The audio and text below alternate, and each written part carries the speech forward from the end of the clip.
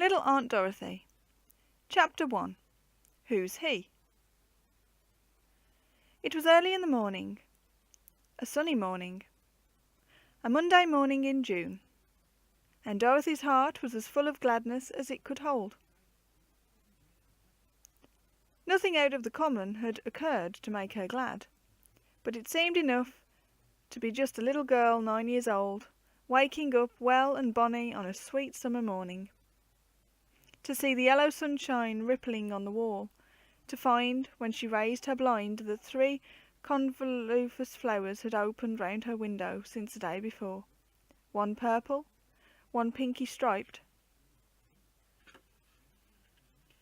and 1 snowy white, to catch a glimpse of Brother Everard already out among the dewy currant bushes in the garden, and to hear her own canary singing in the room below. Besides all this, it was the joy of Monday, with its return after Sunday rest to the tasks that she loved. Monday morning school seemed so cheery, with its fresh, bright Monday faces and crisply starched Monday frocks, its long, new, finely pointed Monday pencil, its clean, fair Monday page on the copybook. Every week was a fresh beginning, every week was the world made new, and filled with an ecstasy of hope and buoyancy such as few who are past childhood ever know. Dotty sang softly to herself as she rubbed her glowing cheeks and brushed her hair and buttoned her pretty pink-dotted satin frock, not forgetting the trim white apron, spotless from the laundry and smelling of starch, which she always wore at her meals. In the spirit of overflowing love to God above and his dear creatures all around, she knelt to her prayers and then ran down to the breakfast room. Dorothy had lost her father and mother before she was 1 year old. She was the youngest of the family, and Everard the eldest, so that there were the immense difference of 23 years between them. Of the 7 sisters and brothers of intermediate age, 4 were dead, 2 were abroad, and 1 resided with a distant relative as a sort of mother's help. Little Dorothy was 15 years younger than the youngest of those living, for her mother had buried 4 babies in succession before Dorothy was born.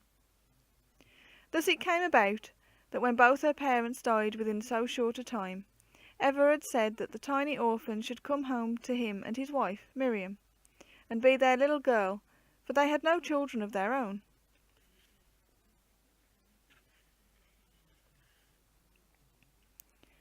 They were both very good and kind to Dotty, as she was called, but Everard was the best. She was a rather ailing baby while very young, but whenever Miriam was wearied of her fretting, Everard would take her and carry her about until she slept. She could sleep on Brother's breast, when no other pillow seemed to rest the feverish little head. His tender patience and calm strength were always full of repose. Her love for Brother Everard was almost adoration. He had said, "While I live, please God, my little sister shall never feel that she is fatherless." And she never had. Everard had come in from the garden by the time Dorothy entered the breakfast room, and was standing on the hearth rug with her hands behind him as though waiting for her. And never had he smiled a brighter and more loving smile than when she danced towards him to throw her arms around his neck with a good morning kiss. "We must have breakfast without Miriam today," he said. "She's going to have hers upstairs." Yet he did not look sorry an atom. "She hasn't got a headache, has she?" asked Dotty. "Not a bad one. She will soon be all right again, I hope." And he smiled again, like the June sunshine itself. Dotty felt a wee bit puzzled. "Shall I go up and see her before I go to school?" she asked. "Perhaps you would better not," said Everard. "She might be dozing. She told me to tell you to be a particularly good girl today, and that Alice would cut you some sandwiches to take to school for your dinner, with a piece of seed cake, and as many ripe strawberries as you can find." "That'll be 2, said Dorothy, chipping her egg. "There was another turning a little bit red yesterday, but I don't think it will be ripe in time for me to take. I like having dinner at school," she added. "Mrs. Davison lets us go in the garden when it's fine, and we play at Who's He." And who is he?" Dorothy raised her wondering eyes to Everard, and saw that he was dancing with surprised mirth. "Sometimes I am, and sometimes it's another girl," she said. "That's a game, you know. Everard, what are you laughing at?" "Nothing much," answered Everard, demurely. "When you come home this afternoon I may be able to introduce you to him." "Who's him?" asked Dotty, ungrammatically, and with her mouth otherwise engaged. "That's the game, you know," returned Everard. "He seemed as full of fun this morning as a schoolboy." At that moment a strange female voice was heard talking to Alice in the kitchen, and a glimpse of a bunchy gingham gown, not Alice's, passed the slightly open door and went up the stairs. "Who's that?" asked Dorothy, with round eyes. The air seemed to be alive with mystery.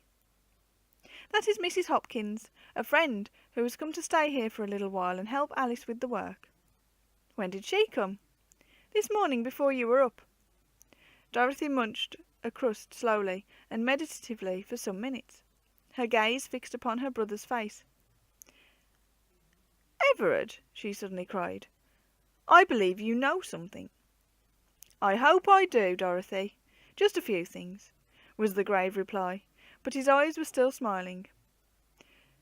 "Something you won't tell me, I mean." "Possibly." "Oh, don't tease, there's a dear darling Everard," pleaded Dotty. "Do say what it is. Is it something nice?" "That's just as one may take it. Is it horrid?" "I don't think so."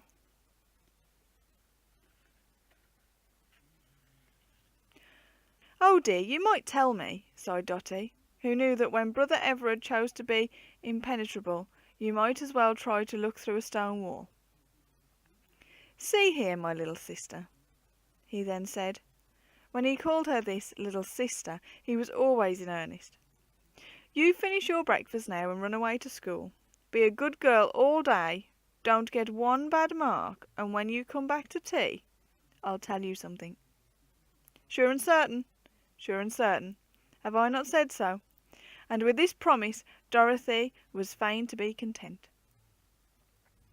That was one of the longest days Dotty had ever passed through. How she watched the clock from hour to hour, how she wondered what the wonderful something was that Everard was going to tell her. That it must be wonderful she had quite made up her mind. At first she thought it might be kittens in the tool house, but that seemed hardly important enough. She had recently been reading The Wide, Wide World, and the thought of a pony did just enter her imagination, but she did not know where it could be put. There was no stable, and the summer house would not be big enough. Oh, if only it was. But that would be too splendid. It might be a new doll, or a puppy dog, or perhaps something Mrs. Hopkins had bought. Dotty made 3 mistakes in her dictation, and was more than once chided for falling into a dream over her sewing. But at last 4 o'clock came, work was folded up, there was the usual rush for hats and jackets, and without even waiting for her particular friend, Susie Siret, in her impatience Dorothy ran home. Early as it was, Everard was before her, an unusual thing for him, as he rarely returned from his office in the town until 5. He was doing something to the roses round the porch.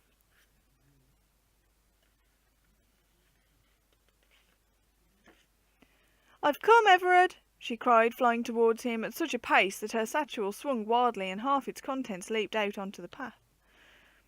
"Now you are going to tell me. Have you been a very good girl all day?" asked her brother. Dotty's eager face shadowed a little, but she was quite truthful. "I spelt 3 words wrong in my dictation," she confessed. 2 of them I did know, but I was thinking about what you had said and forgot. And Mrs. Davidson said I was idling rather over my cross-stitch work in the afternoon." "Perhaps that was as much my fault as yours for arousing your curiosity," said Everard kindly. "Well, go and wash your hands, and then I will take you upstairs and introduce you to a gentleman." "A gentleman?" echoed Dotty, with lengthening countenance. "Is that what you were going to tell me? I thought it was something nice." But Everard waved her away without another word. 3 minutes later they stood hand in hand outside Miriam's bedroom door. "You must talk very little and very low," said Everard, "and keep as quiet as you can, or perhaps you may frighten him. May we come in?" he added, as Mrs. Hopkins answered the gentle tap. "Oh, yes, sir, come along, and little missy too," she answered cheerfully. "He's asleep now, bless him." With eyes as round as Nell's and parted half-smiling lips, Dorothy tiptoed into the room and gazed wonderingly about. Miriam was lying in bed, but there was a beautiful colour on her cheeks, and she looked very happy. In her arms lay a little bundle of pale blue flannel. Dorothy was beginning to almost guess what it all meant. This bundle Mrs. Hopkins took, and opening it very carefully showed Dorothy the tiniest, fattest, pinkest, prettiest little baby she had ever seen.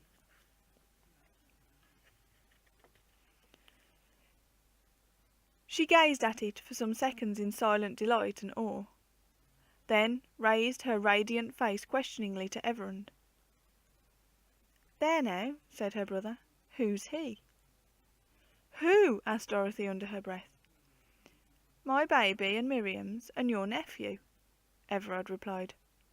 "Come, Aunt Dorothy, give your nephew a kiss." No second bidding was needed, and when Mrs. Hopkins said she might sit on a low chair and hold the baby in her arms a minute, the joy and honour seemed almost overpowering. How the little aunt sat and pored over that baby's face. Such a sweet, round, wee face it was, with the dearest tiny nose and mouth, and on its head a fringe soft as silk of real hair. How she wished its eyes were not shut, but when Mrs. Hopkins assured her that they would open, she was quite content. And then to see its mites of hands, with fingers just like her own, only as small as a wax doll's, and as she excitedly told Alice afterwards, even teeny-weeny little nails. Dorothy had never seen so young a baby before, and it was altogether a marvel to her. But the most wonderful thing about it was to think that she was its aunt. She could scarcely sleep at all that night, for the delight and exultation of the thought.